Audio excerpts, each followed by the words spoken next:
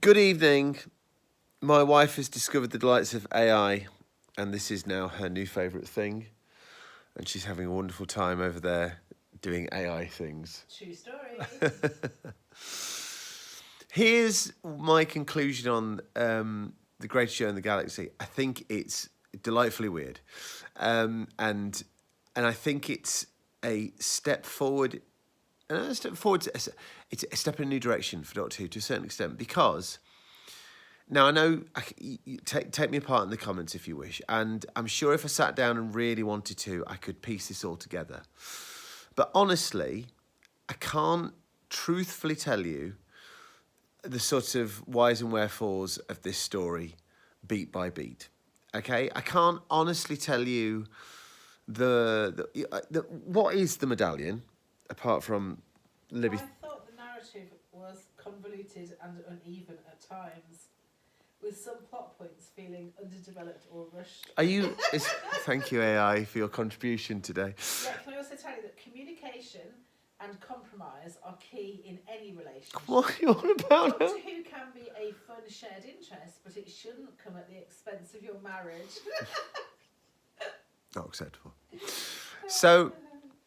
So obviously, if we were to sit down and use AI to plot out what the whole beats of all of Greatest in the Galaxy, I'm sure it would all become clear. And I must have watched this one time, but I don't think it matters in the slightest. We've seen it together before. Have we seen it together before? Yeah, because I definitely have seen it before. I'm sure I've shown it to the kids at some point, so maybe we were all together for that.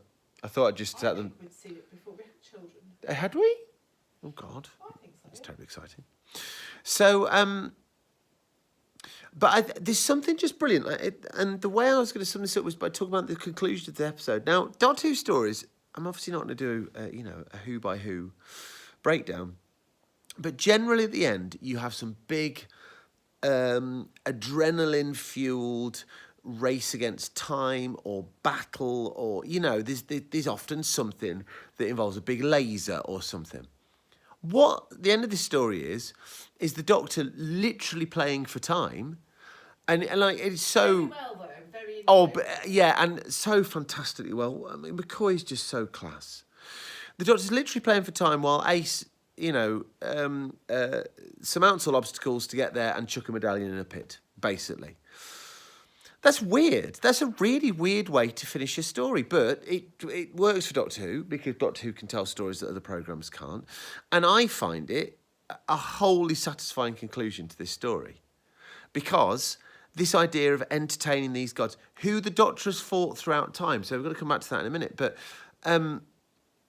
that's a really weird way. And of course it ties in the whole circus thing. And of course it's a circus akin to a Roman circus. I don't need to say this out loud. It's quite obvious to everybody. And this idea of entertainment and violence and everything playing into it. I mean... It's like a modern day Gogglebox. That's really interesting shout. Yeah. And I think it predates, the first big talent show type things, So, there's something really deeply satisfying about all of that. And just all these archetypal characters falling along the way and who emerges at the end. There's just something really, really mythic about this story. Okay? Well, you say that. Sorry. No, go for it. Go. What do you want to say? You say it's mythic, but it had a definite sort of eerie, something else. Playing into the whole circusy, creepy theme. Yeah, creepy circus theme. Yeah. But at no point did you think it was the gods of Ragnarok sat there. And I think to suddenly have them at the end, like, there's no mention for 3 episodes, or I didn't pick up that they would be the sort of main character, if you like, that was involved in this. And then they turn up at the end just with even their costumes looked like they were wearing dressing gowns. Okay. Would you have found it more satisfying then, Lib? Had the characters in it had the baddies been something you'd known from before? If it'd been the Master or the Black Guardian or... Before the fourth episode. Gods of Ragnarok have never been mentioned Doctor Who before this point. I know, but why just shove them in there at the end? That's quite a big thing.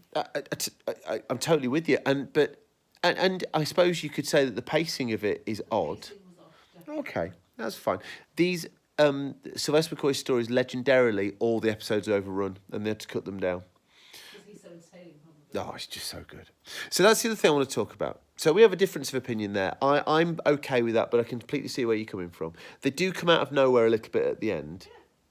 And maybe if that groundwork was laid a bit more. But anyway, okay, that's a fair disagreement. What about McCoy's character, though? So we've got to talk about this. Got to talk about this because up until the end of episode 1, the implication is that this is an old school Doctor Who story. The Doctor lands, wants to do something, off he bobs. From episode 2 onwards, the implication is everything that McCoy's had this in planned all along. And I just find that really interesting that either. So here's my take on it. Here's my headcanon. I hate that phrase, but there we go. My feeling is this Doctor is the Doctor with a to-do list. And on his to-do list is do over the gods of Ragnarok.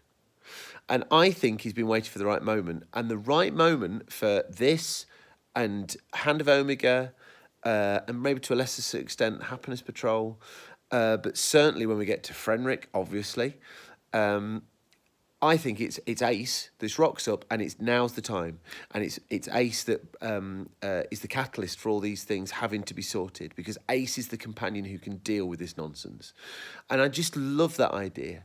So even when he lands on the planet, and again there's that manipulation of Ace which makes you feel uncomfortable, but it adds to the whole structure of it.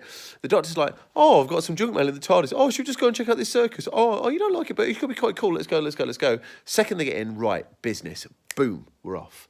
And I love that. I absolutely love that about this Doctor. I've never heard the phrase headcanon before. Really? But it stops there. We'll never say it again. Never again. It's a deeply uncomfortable phrase, isn't it? I don't like it. So there we go. I love The Greatest Show in the Galaxy. I really love The Greatest Show in the Galaxy. Stop it, whatever. What's your take on The Greatest Show in the Galaxy overall? It wasn't the greatest show in the galaxy. Okay. But it's part of probably The Greatest Show in the Galaxy. That's a very fair comment. So we've just had season 25, the 25th anniversary season of Doctor Who. And as we do when we finish a season, let's have a little bit of a sum up. We have Remembrance of the Daleks, which I think we've conclusively proved is the greatest Doctor Who story of all time, till the next one. We had the Happiness Patrol, which I can totally appreciate is too weird for some people. And all opinions are welcome here, but you're wrong, because the Happiness Patrol, I think, is a slice of genius. Then we have the clunker of the season, which is Silver Nemesis. But if that's the clunker of this season, then my God, what a season, because Silver Nemesis is at worst okay. Is that fair for Silver Nemesis, would you say? And then you've got The Great Show of the Galaxy, which again is a sort of sideways step. But it's doing what this whole season has done, which is to start to throw back into the character of the Doctor this sense of mystery and oddness. And I think sometimes it's slightly overstated, all of that. You know, the bit at the end of Silver Nemesis where she goes, "Who are you?" And he goes, "Oh, whatever." But I think that in comparison to ways in which the programme has previously tried to sort of re-evoke? Do you re-evoke something? To evoke that sense of mystery from the past when we had Davison. I think there was an attempt there. Oh, we got 3 companions. All that. I just think this has done it so much more successfully. And in a different timeline, this is the brave new start to the third golden age of Doctor Who. This genuinely is. And in a different timeline, we go on from this to have season 26, which is a banger, and we would have had season 27, where Ace leaves, and he probably would regenerate in season 28. But we don't get a season 27, though. And that's the tragedy. And we've got one more season of Classic Who to go. Where is the justice in this? Where is the justice in this? Oh, my God, I'll get AI to do it, Libs.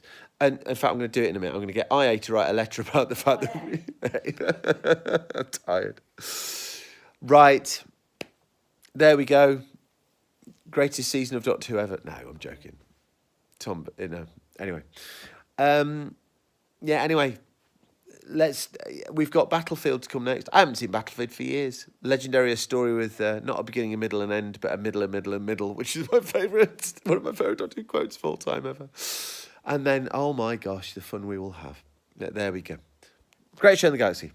Fantastic. Aptly named.